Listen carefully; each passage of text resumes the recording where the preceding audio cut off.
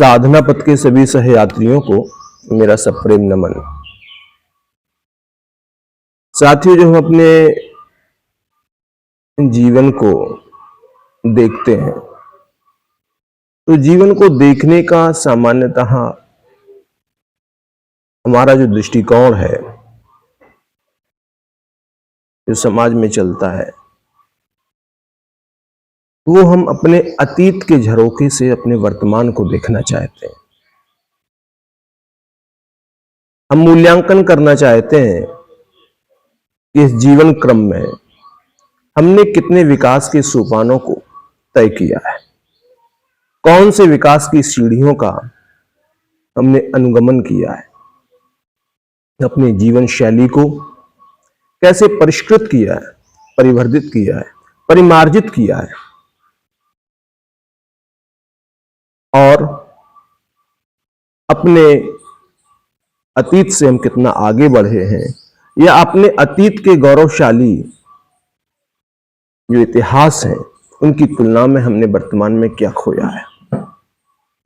तो वर्तमान में कुछ लोग जीने का प्रयास करते हैं, लेकिन सामान्य समाज की जो अवधारणा है वो निरंतर कंपैरिजन में जीता है, तुलनात्मक एक दृष्टि होती है। तो इस दृष्टि से समाज में आजकल एक बहुत सामान्य चलन है अपने आप को विकसित दिखने का, विकसित बताने का। बड़ी बड़ी ऊंची अट्टालिकाओं के माध्यम से, रोड्स के माध्यम से, कुछ अच्छे वस्त्रों और फैशन के माध्यम से, कुछ तकनीकी और विज्ञान के माध्यम से हम निरंतर ये दावा करते रहते हैं कि हमने विकास की बहुत सीढ़ियां चढ़ी हैं, और अपने अतीत से आगे जाने का हम दावा भी करते हैं कि अतीत के क्रम में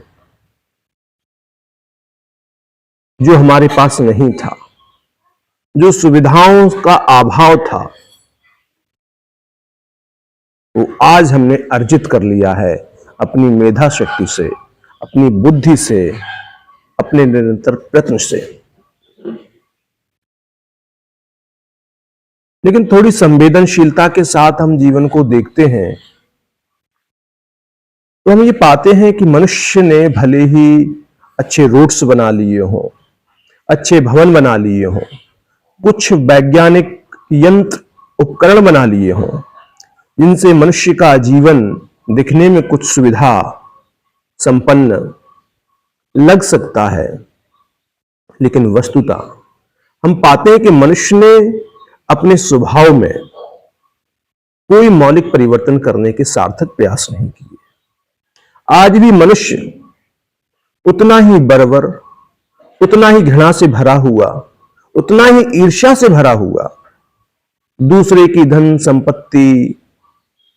को हड़पने की कामना से अभिप्रेत होकर के निरंतर गति करता रहता है। और इस गति में जो उसकी विकास की यात्राएं होती हैं, जैसे एयरपोर्ट भी बनाए जाते हैं, एयर स्पेस भी बनाए जाते हैं, तो केवल उनका एकमात्र उद्देश्य विकास नहीं होता है, उसका दूरगामी जो चिंतन है मनुष्य का, वो उस एयरवेस का उपयोग किसी दूसरे को नष्ट करने के लिए भी करता है। आज हम वैश्विक परिवेश में देखते हैं कि इतनी ऊंची ऊंची अट्टालिकाएं बनाने के लिए सामान्य नागरिकों के जीवन का जो श्रम होता है, पूरी तरीके से उनकी पीढ़ियों को खपा दिया जाता है। घनघोर अभाव में वे लोग लगे रहते हैं। लेकिन जैसे ही जो साम्राज्यवादी ताकतें हैं, पूंजीवादी ताकतें हैं, उनके हित प्रभावित होते हैं,